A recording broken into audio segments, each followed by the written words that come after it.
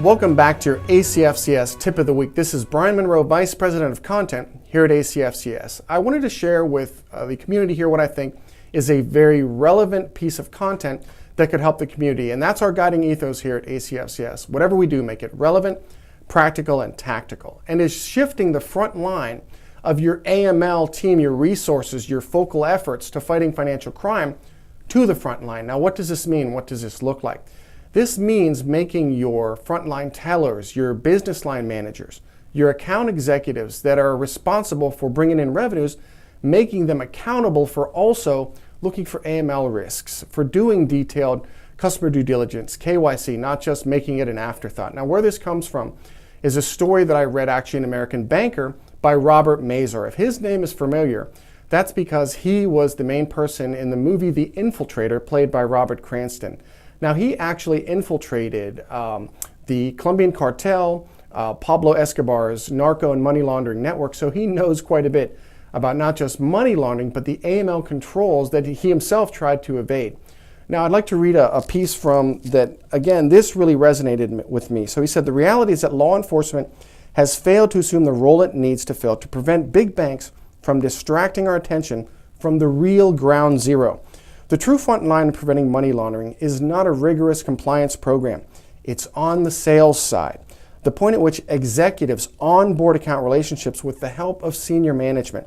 To see real change, a genuine collaborative effort is needed by sales, compliance, and senior management that rewards healthy institutional conscience. Put simply, integrity has to outweigh profits.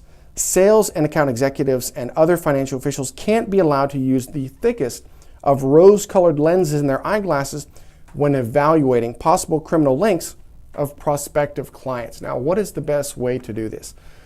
Potentially, it could be, now you have the carrot approach and the stick approach. Regulators have used really the stick approach. They've put in many AML enforcement actions.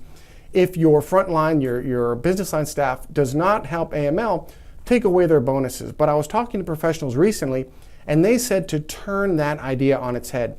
Use the carrot approach. Why don't you create with your AML team, with your frontline team, specifically your AML team, create a bug hunting program that whoever finds the most amount of financial crime, they have the best SAR with the most amount of money, the SAR that has the most amount of accounts or companies, the interconnected companies, that you should actually give that person a reward. That could be huge. Now, let's expand that idea out a little bit.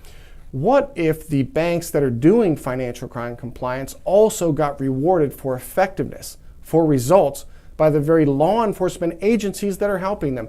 This is not a crazy idea. There was actually congressional bills that touched on this, saying for banks that really help law enforcement with SARs, with undercover operations, maybe those banks should get a percentage of the forfeited profits in major cases.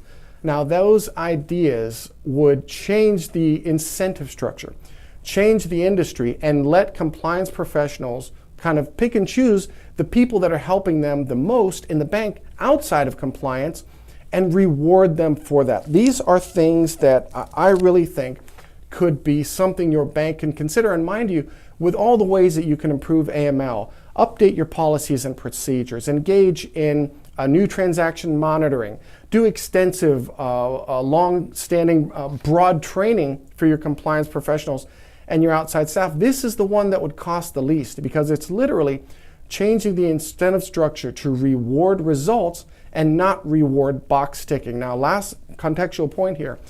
I've had a lot of discussions over the years with regulators on what they want to see in the compliance program. And while it might feel like they're saying, we want you to not miss anything, you have to file on everything, we want every box perfectly ticked, that's not accurate. That's a way that the banks can allay regulatory scrutiny and try to prevent the regulators from finding something wrong. But I'll always remember this one conversation with an examiner. I said, what do you want to see? Again, the context here is I was seeing a lot of banks with AML 101 mistakes, and I was asking the regulator, what do you want to see? And it's actually very relevant and germane to this issue, this conversation. And he said, Brian, I don't want to see banks just filing on everything.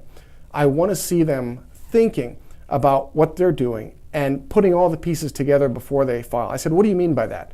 And he said, look, if a bank is continually filing CTRs on a customer, At what point do they say, you know what, maybe we should start filing SARs, not just CTRs on this customer? And then he mentioned about SARs as well. I don't want a bank filing SARs on all these different entities. I want them to do an investigation that's deep, that's thorough, that sees the interconnected potential criminal activity going on at their bank, and that's what it's going to be in that one SAR. So just think about that. These are issues that people talk to me about these all the time when I'm talking to top bank compliance officers, when I'm talking to current and former regulators. And these are things that can change the industry quickly, because we're all not doing this just to keep the machine going, keep regulators busy, keep banks going, keep consultants busy. We're doing this to detect and prevent financial crime. So please check out this story. It's an American banker, Robert Mazur. It's a phenomenal read. And I'll continue to find and highlight resources and pieces that can help you in your day-to-day job improve detection and prevention results. Effectiveness is the name of the game here. Well, everyone, thank you so much for listening. If you have any questions about ACFCS, our incredible member benefits, our certification, the interactive online training, please go to acfcs.org. Until next time.